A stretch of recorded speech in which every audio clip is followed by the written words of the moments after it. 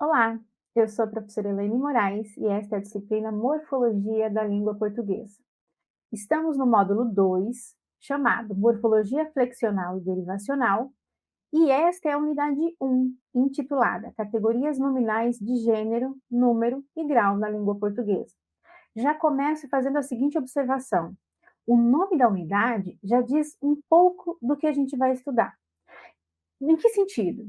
Quando eu falo de gênero, número e grau no mesmo enunciado, né, ao mesmo tempo, eu não estou me referindo a processos que se dão necessariamente pela flexão, e sim olhando para eles enquanto categorias gramaticais dos nomes. Isso porque, como a gente vai ver, vai discutir nesta aula, o gênero e número sim se dão por flexão, o grau não. Ao entender isso, fica fácil perceber por que existe tanta crítica para um enunciado muito comum no português coloquial brasileiro, que diz: "Ah, concordo com isso em gênero, número e grau". Pelo princípio da concordância, a gente só pode fazer isso, né, quando se dá por flexão. Então, nós só podemos concordar em gênero e número. Bom, aqui estão então as três categorias, as quais eu mencionei já no início. E vamos começar pela primeira, o gênero. Pensemos então que o gênero é uma categoria gramatical que, conforme Normélios Zanotto, em um texto de 2013, estou mostrando ele para você, na página 87, o gênero é uma categoria gramatical que distribui os substantivos em duas subcategorias, o masculino e o feminino. Entender que é uma categoria gramatical, que é obrigatória, que diz respeito aos nomes, é muito importante para a gente começar a eliminar um pouco das ambiguidades que existem na confusão corrente entre gênero e sexo. Então, aqui nós temos como exemplos os substantivos, né? O homem, o coelho, a mulher e a saudade. E também é importante começar a perceber que alguns nomes dizem respeito a seres assexuados ou sexuados. Isso já faz a gente começar a perceber parte dessas confusões que residem muitas vezes nas abordagens gramaticais, inclusive na educação básica. Bom, com Rocha, em um outro texto, né, esse Estruturas Morfológicas do Português, vai pegar uma perspectiva mais girativa, nós temos um outro trecho, né, do livro de 2008, que diz o seguinte: o gênero em português deve ser caracterizado como um mecanismo linguístico controlado, ao mesmo tempo por regras morfológicas e sintáticas. O mesmo se pode dizer com relação ao número do nome. Olha que interessante. Eu já comecei esta aula chamando a atenção para um enunciado corrente que fala da concordância. Ah, eu concordo em gênero, número e grau. E expliquei por que esse enunciado não diz respeito necessariamente, né, não condiz com a realidade, já que a concordância ela decorre pelas categorias de gênero e número, que são sim as categorias movimentadas pelo processo flexional. Isso já faz a gente entender que quando se fala em concordância, nós estamos dentro de um processo que é de natureza sintática. Por isso que o gênero vai interferir e vai decorrer de regras nessas duas instâncias ou nesses dois níveis de análise linguística. Bom, agora eu vou fazer referência a um texto do qual eu gosto muito, que é a leitura sim obrigatória para quem quer pensar as categorias gramaticais, as categorias lexicais dentro da morfologia da língua portuguesa, que é este texto aqui. Eu não sei se vai aparecer bem para vocês na tela, mas é o livro Categorias Gramaticais, da coleção Formação de Professores em Letras, do curso de Educação à Distância da Universidade Estadual de Maringá, e ele foi organizado pelos professores Edson Carlos Romualdo e a professora Fabiana Postas Biondo, que é aqui da universidade. Neste texto, ao trabalhar com várias categorias, em uma das passagens, né, este livro de 2012, na página 20 especificamente, os autores vão trazer à tona as reflexões promovidas pelo nosso Matoso Câmara Júnior, né, o nosso pai da linguística brasileira.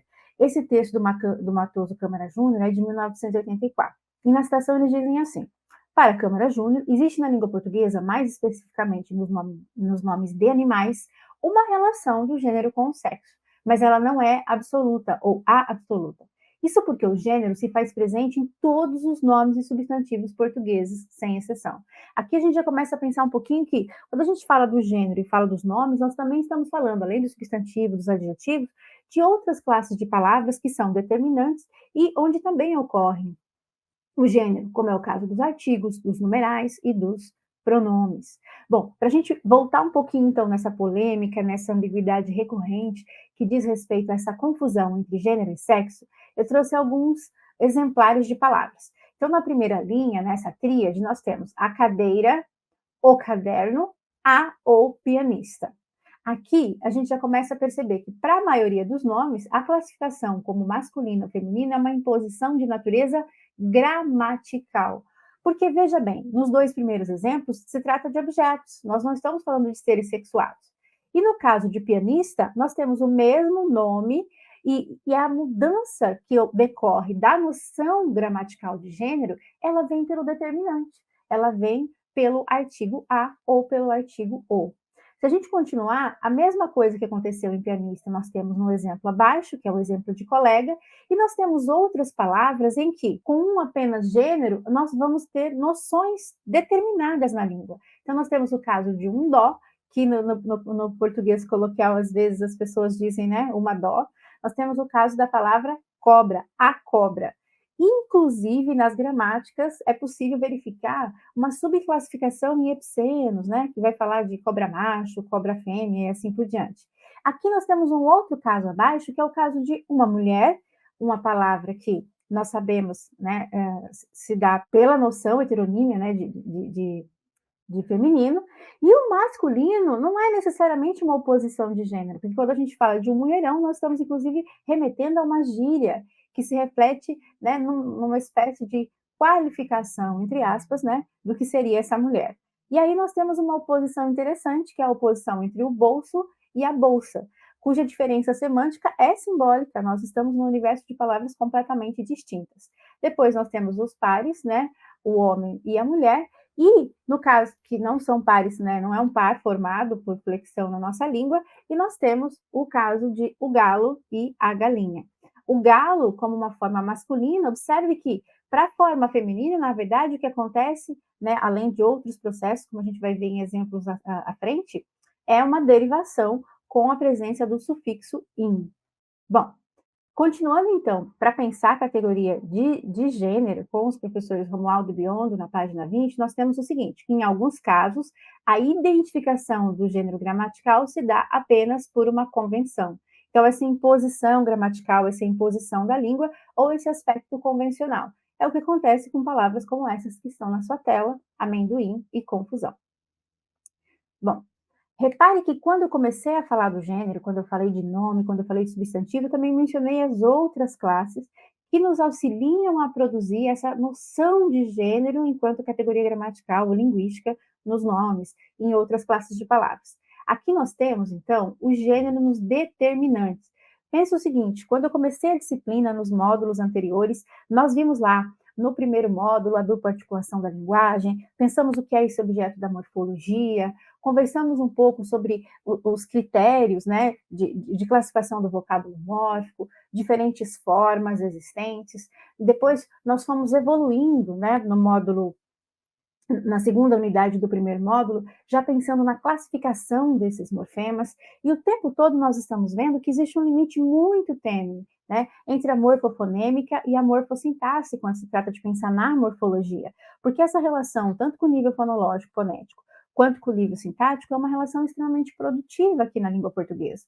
Aqui é um caso específico. Quando a gente fala de determinante, nós estamos falando de uma relação que acaba sendo de natureza sintática. E ali, pensando no artigo definido, no artigo indefinido, né, nos casos o, a, uma, uns, umas. Quando a gente olha para o adjetivo, como em lindo jardim, linda casa, o numeral, pensar 2 meninos no masculino, 200 laranjas no feminino. Pronome adjetivo, né, com os possessivos meu e minha, o teu e tua, ou o pronome indefinido algumas. Em todos esses casos, nós temos classes de palavras que vão especificar um substantivo, que vão determinar um nome. Tanto é que os nomes que são determinados, né, pelos determinantes, eles vão receber essa nomenclatura. Agora, quando a gente pensa na natureza desses determinantes, segundo Normelio Zanotto, né, neste livro Estrutura Morfológica da Língua Portuguesa, os determinantes são constituintes de um sintagma substantivo. Por que sintagma substantivo? Porque justamente o núcleo, a palavra mais importante, né, desse sintagma é o substantivo, que é de natureza nominal. Então, nós temos lá, esta camisa vai levar essa relação de camisa, que é uma relação de gênero feminino, e vai fazer com que o pronome, com que esse determinante, siga essa mesma estrutura. Bom, Quando a gente analisa, então, os gêneros nos substantivos, a gente pode analisá-los sob dois aspectos. Pensando no significado, na relação de significado do gênero, não podemos nos esquecer que quando a gente classificou lá os morfemas, né, no módulo 1, nós vimos que o morfema flexional ele existe e é uma classificação do ponto de vista do significado. Então, nós podemos olhar para o significado do gênero ou a gente simplesmente pode descrever como se dá na parte mórfica, né, formal da palavra, a relação e o estabelecimento da noção de gênero, seja ele por flexão ou não. Bom, para falar dos gêneros, nós vamos pensar que a proposta do Matheus do Câmara Júnior é dividir os gêneros em 3 subtipos. Essa citação que eu trouxe é do professor Felício Margotti, que fez um livro de morfologia do português aqui para o curso de Letras EAD da UFMS. Ele é da UFSC, mas contribuiu com o nosso curso logo no início. O livro dele é de 2008. Na citação da página 67, ele diz o seguinte: existem nomes que são de gênero único, como todos os exemplos listados, a flor, o livro, o carro, a mão, a lua, o avião, a cobra, o jacaré. Nomes substantivos de 2 gêneros, mas que decorrem sem flexão. Esse aqui especificamente diz respeito àquele caso que nós acabamos de ver com o uso de determinantes. É o determinante que vai nos ajudar a entender se se trata de uma palavra masculina ou feminina. Vejam, ou a artista, ou a personagem, ou a mártir, ou a diplomata, ou a aprendiz, etc.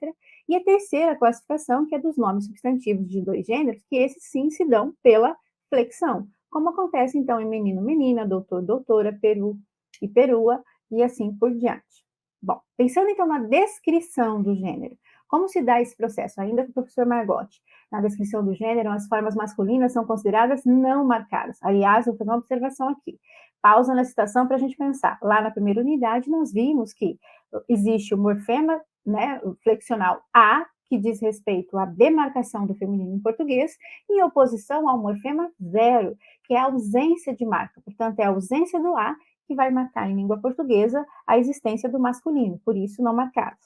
Continuando a citação. Somente os nomes aos quais se adiciona a desinência A para o feminino, estabelecendo uma oposição privativa com a forma correspondente masculina, são marcados quanto ao gênero. Então, gata em oposição a gato. Agora, para a gente pensar, então, a descrição do gênero, isso aqui é fundamental. Acho que um dos módulos mais importantes da nossa disciplina aqui de morfologia vai ser o último módulo, o 4º módulo, onde nós vamos fazer uma reflexão bem profunda em torno tanto da classificação das palavras em português, em classes gramaticais, quanto da forma como essas classificações impactam, né, nas práticas de análise linguística, na educação básica. E para a gente pensar um pouco num processo que lá nós vamos aprofundar, parte dos problemas que existem nas aulas de língua portuguesa, sobretudo quando se foca na reflexão em torno da língua, dependendo da abordagem gramatical, né, que se mobiliza, ou a depender da abordagem da própria análise linguística, está aqui neste item. Por quê? Porque muitas vezes a palavra exceção acaba configurando parte, né, das práticas de sala de aula em função mesmo de um não aprofundamento em alguns aspectos aqui mencionados. Então, há 11 esquemas que vão descrever a formação do feminino em português. E eles cobrem apenas os nomes aos quais se adiciona, então, a desinência de gênero, como vimos há pouco, para formar o feminino. Na sua tela, você tem um esquema, né, que eu deixei, para a gente entender um pouquinho. Numa palavra como lobo, nós temos lá lobo, temos essa estrutura, tira-se a vogal temática O. Lembre-se, a vogal temática, então, é um morfema classificatório ou categórico. Nós vimos isso no primeiro módulo. E existe, sim, divergências na língua portuguesa, na linguística. Há teóricos que vão ainda bater na tecla de que o O é desinência de gênero masculina. Mas a posição corrente, a posição mais efetiva, é o O como vogal temática dos nomes. Então, tira-se essa vogal temática, né, há esse processo de elisão, e acrescenta-se o que? O morfema A, que é desinência de gênero, que é um morfema flexional. Observe, então, que o resultado é a palavra loba. Eu quero chamar a atenção mais uma coisa. Esse tracinho que está dentro aqui, junto ao A, é o tracinho que marca o nosso modo de grafar o morfe A, tá? Aqui ele não significa subtração. Bom, começando então com o primeiro esquema, aqui na sua tela, o esquema 1 é bem simples. Nós temos o radical, a raiz, qualquer, e a gente acrescenta então uma desinência de gênero, um morfema flexional. É o que acontece no caso juiz, que dá origem a juíza. No esquema 2, por sua vez, que é muito semelhante ao que nós vimos ali como um exemplo maior, né, quando eu comecei a falar do gênero, nós temos então o radical ou a raiz menos a vogal temática e mais a desinência de gênero. que acontece com gato e gata, de novo com o processo de elisão.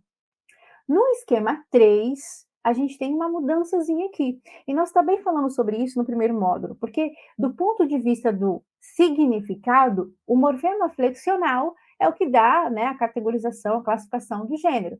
Mas nós vimos que do ponto de vista do significante, nós também podemos olhar para esse morfema como uma espécie de alteração vocálica. E aqui, nesse caso especificamente, nós estudamos como uma alteração vocálica submorfêmica. Do que se trata isso? Bom, veja, nós temos lá um radical ou raiz, menos a vogal temática, então curioso a gente tira o O, e vai acrescentar a desinência de gênero A. Só que de curioso para curiosa, observe que há alternância vocálica, né? Nós temos a mudança do O fechado para o O aberto. Por isso que nós chamamos isso de alternância vocálica submorfêmica, porque não é essa mudança da vogal fechada para a vogal aberta que vai marcar o gênero do português, né? Ela é uma subclassificação, ela é uma segunda marca, uma marca que é periférica, não é a mais importante, porque o que é mais importante, como nós estamos vendo, é o uso da desinência de gênero A. Bom, no esquema 4, nós temos, de novo, né, uma acomodação morfofonêmica.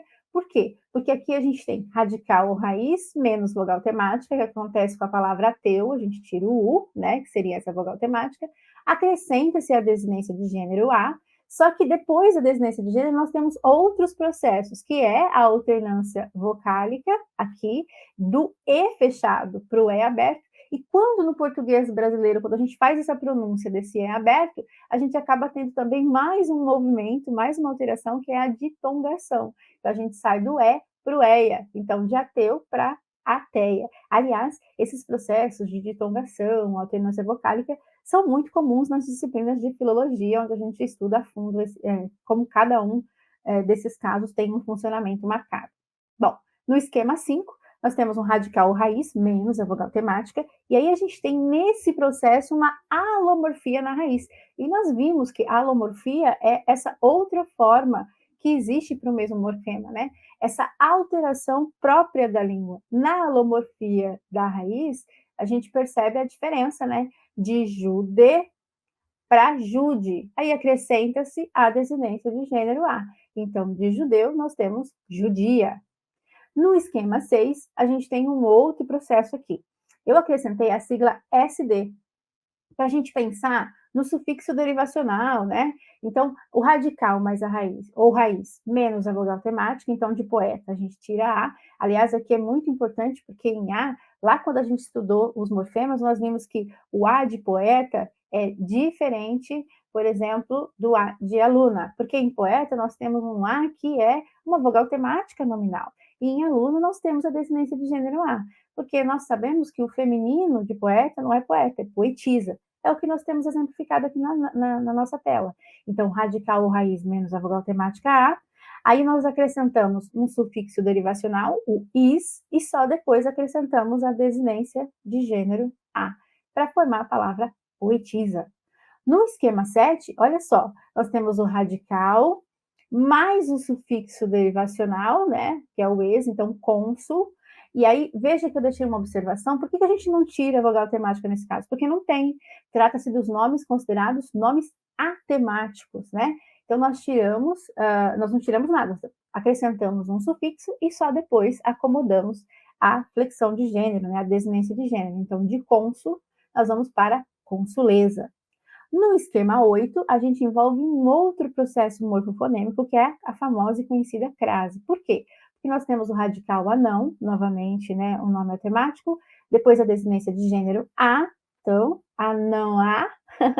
Para que isso decorra, nós vamos ter a elisão do O e, na sequência, a crase, né, porque tem os dois fonemas idênticos. Então, anã, com apagamento, né, dessa DG. Bom, no esquema 9, nós temos o radical menos a vogal temática, então leão a gente tiraria o O, mais uma alternância vocálica, né, do an para o on, depois a desnasalização do on para o, mais a desinência de gênero. Então, de leão, nós temos leoa. E no 10º caso, aqui como esquema 10, a gente tem o radical valentão, tira a vogal temática O, promove uma alteração, uma alternância vocálica, né, de an para on, e acrescenta-se a desinência de gênero. Então, de valentão, nós temos valentona. No esquema 11, temos de novo radical ou raiz, menos o sufixo derivacional or, então de ator, e acrescenta-se o sufixo derivacional lis, então atriz. Bom, com esses 11 esquemas, então, nós podemos perceber duas coisas importantes até aqui. Tanto como se dá a descrição de gênero, quanto como se dá a relação com o significado. Acho que no último módulo, uma das coisas importantes que vamos fazer voltar para a noção de gênero é, por exemplo, discutir as relações políticas em torno do gênero neutro, que é uma das discussões do nosso tempo. Agora, pensando na categoria de número, mais uma vez com Margot, mais uma vez no texto de 2008, e agora a citação que eu escolhi é da página 73. Observe como eu bato na tecla da importância de vocês se habituarem a ler a citação direta dos autores, das autoras que são movimentados nos módulos, começar a conhecer o estilo de dizer e quais são essas grandes representações dentro da teoria em estudo. Bom, o número é uma noção gramatical que distingue um elemento singular e mais de um elemento plural. Há, no entanto, certas situações na língua nas quais a realidade não é tão cristalina quanto parece à primeira vista. Ou seja, não é uma situação em que a gente opõe simplesmente um elemento a mais de um. Bom, o Zanotto também vai fazer a sua contribuição. Ele vai falar que o significado do número pode ser colocado em 5 tópicos. Então, número de seres. Então, a gente tem aí a relação entre coisas que são contáveis e abstratas, como laranja, criança, alegria, saudade, né? Bom, o segundo caso, plurais que são vazios. Então, são variantes do singular, não indica a quantidade. Quando a gente fala as calças e as cuecas, não necessariamente nós estamos falando de um número determinado de plural. Por isso que é plural vazio, uma expressão, uma forma de trazer uma noção, né, muito específica. Plurais difusos. Aqui, os plurais que não indicam mais de uma unidade, como acontece na palavra parabéns e nos óculos. Os plurais, número 4, né, plurais significativos. Bom, ao variar de número, a gente tem uma variação também na ordem do significado. É o que acontece na diferença de sentido entre bem e bens, de costa e costas, né? Então, em costa, nós estamos falando, por exemplo, da região litorânea, em oposição à região litorânea, e costas, a gente está falando de uma parte do corpo humano. E o último caso, que seriam os coletivos, que contêm a ideia de mais de um indivíduo, como acontece com a biblioteca ou com o cardume, exemplificados na sua tela. Bom, embora nós tenhamos, então, vamos voltar com o Zanotto, esses 5 tópicos importantes para pensar a relação de significado com o número, quando a gente vai falar dos esquemas formais, aí nós temos 8 esquemas que vão descrever essa formação do plural no português. E eles vão cobrir apenas os nomes aos quais se adiciona a desinência de número S para formar o plural. Bom, o esquema 1, então, é um esquema clássico, né? Nós temos radical ou tema mais desinência de número. Agora eu vou chamar a atenção para uma coisa. Quando a gente fala de radical somente, nós estamos falando, como no caso de guri, que é um nome atemático. A gente já viu no primeiro módulo, eu já falei aqui hoje que o nome atemático, ele não tem vogal temática, né? Então, de guri, mais a desinência de número, guris. Agora, quando a gente fala de radical ou tema, o que é o tema? O tema já é o radical mais a vogal temática, né? Como acontece em sapo. Então, nós temos sapo, que é o SAP, radical, mais o vogal temática, ops, voltando, acrescentamos o S, sapos. Por isso que nós chamamos esse caso dos nomes temáticos, porque eles têm vogal temática. Bom, esquema 2, então. Bem clássico, nós temos o radical menos a vogal temática, né? Garoto, tira o O, acrescenta a desinência de gênero A, garota, e depois a desinência de número S, garotas. No esquema 3, radical mais vogal temática, porque veja que ali era um radical de um nome atemático, né? A palavra mar. Radical mais vogal temática e depois a desinência de número. Então, de mar, mari, e aí depois mares. No esquema 4, nós temos um complicadorzinho, né? Aqui no esquema 4, nós temos o tema, e a gente já viu o que é o tema, que é radical mais vogal temática, nesse caso a vogal temática E, né? Mais a alomorfia que decorre na raiz, né? Com a supressão do L, e depois a alomorfia na vogal. Então, de animal, mais S, animales, animae, e animai, para no fim a palavra animais. Este caso aqui é específico quando os nomes terminam em "iu", mas esse "iu" decorre de um "i", que é átono. Aliás, a gente pode voltar no caso anterior e pensar um pouquinho. Já neste caso, ocorre com os nomes terminados com as consoantes L, S, R e Z. Agora sim, esquema 5. No esquema 5, nós também temos uma palavra que termina em "il". A diferença é que aqui o "i" vai ser tônico e não átono, como aconteceu antes. Veja, aqui nós temos o tema de novo, que é radical mais vogal temática, mais a desinência de número, só que acontece também alguns processos, né, de alomorfia. A alomorfia da raiz, com a supressão do L, depois eu tenho a alomorfia da vogal temática na passagem de E para I. Então, de útil, nós vamos tendo todas as movimentações até chegar em úteis. O esquema 6, nossa, ele decorre de um outro processo que também vai movimentar alterações morfofonêmicas. Observe, nós temos o tema mais a desinência de número, ok? Com alteração e alomorfia na raiz, pensando no L, nós temos alteração e alomorfia na vogal temática e depois a crase. Veja que de barril para barris, todos esses processos vão acontecendo. Aliás, não é a primeira vez que eu falo da palavra crase aqui, e você deve estar se perguntando, mas por que a palavra crase comparece na morfologia? Justamente porque existe um equívoco muito grande que perpassa o uso do português brasileiro coloquial ao dizer acraseado. Quando a gente fala acraseado, nós estamos, na verdade, tentando falar que é o A com acento grave, para dizer que na formação desse A com acento grave aconteceu esse processo morfológico aqui, a crase, que é a junção do A mais A. Aqui, no nosso exemplo, é a junção do I mais I. Bom, no esquema 7, nós temos tema mais desinência de número, a alomorfia da raiz, é uma grande alomorfia de an para on, né? E a alomorfia da vogal temática de o para e. É o que vai dar origem de fogão para fogões. O esquema 7, aliás, exemplifica a maior incidência, né, que nós temos de plural de palavras terminadas em ão. No último esquema, no próximo, a gente já tem um caso um pouquinho menor. Então, no último esquema, nós temos tema mais desinência de número com apenas a alomorfia da vogal temática, né?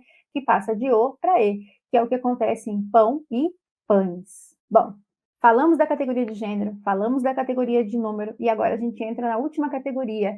Foi uma das categorias que já me movimentou desde o início desta aula a mostrar algumas incongruências que existem. Então, a categoria de grau, ela exprime noções de aumento e diminuição que são aplicáveis aos nomes, nos substantivos quanto ao seu volume, então é a chamada gradação dimensiva, e nos adjetivos quanto à sua intensidade, uma gradação intensiva. Essa citação também de Romualdo e Biondo, do texto de 2012, já citado aqui, ela foi tirada da página 34. Aqui é importante a gente pensar que é uma categoria e não necessariamente ela se dá por flexão, diferentemente do que geralmente se diz. Então, os nomes não se flexionam em grau. Então, deixei aqui um esqueminha. Do lado esquerdo, flexão. A menina viajou. Se a gente vai pensar, as meninas viajaram, observe que, quando eu acrescento a noção de número, há imediatamente uma mudança na concordância, tanto nominal quanto verbal. Então, as meninas, eu tenho uma concordância de número e gênero, né, entre o determinante artigo A e o substantivo A. E viajaram, que passa a ser um verbo, né, flexionado na terceira pessoa do plural. Observe que o processo sintático aqui desencadeia um processo morfológico. Agora, no exemplo ao lado, a menina viajou. Se eu tentar movimentar a noção de grau, a menininha viajou, por exemplo, a gente tem só a derivação que deu origem à palavra menininha, é um processo morfológico. Por que a gente tem que pensar isso e por que aqui não tem concordância? Justamente porque o grau em língua portuguesa não se dá por flexão. Se ele se desse, nós teríamos que, por exemplo, colocar o grau em todo o sintagma nominal. Ainha, menininha. Imagine que fosse assim, a menina linda viajou.